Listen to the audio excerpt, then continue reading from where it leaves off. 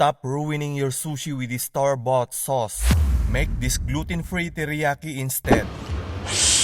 Let's make teriyaki sauce gluten-free in just a minute. These are the ingredients: sake, mirin, soy sauce gluten-free, sugar, cornstarch, water. And to add umami flavor, I will add katsubushi. Let's begin! In a pot, add 300 milliliters of sake and 300 milliliters of mirin. Bring this to boil. Then set on fire to reduce alcohol.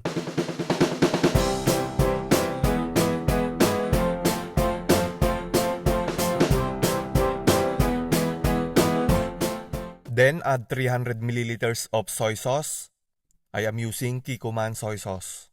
Then when it starts boiling, turn off the fire. Then add 7 grams of katsubushi.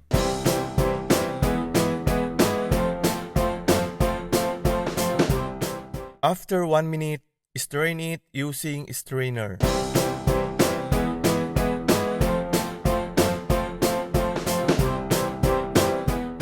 Then put it again in a pot. Then add 170 grams of sugar.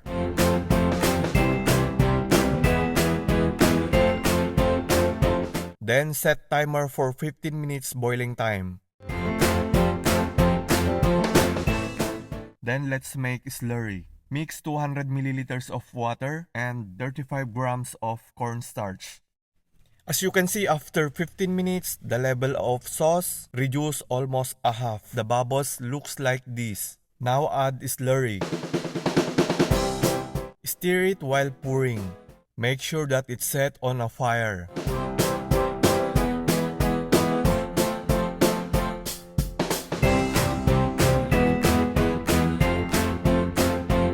Continue stirring it and wait to become dense.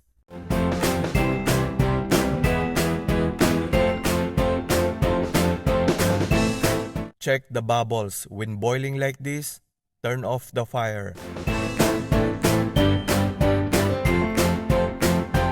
Teriyaki is done. I am going to show you the technique on how to recognize if it's already done.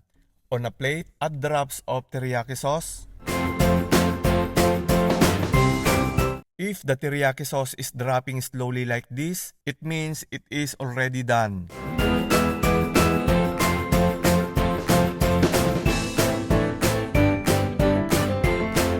Again, when teriyaki sauce is dropping slowly like this, it means it is already done.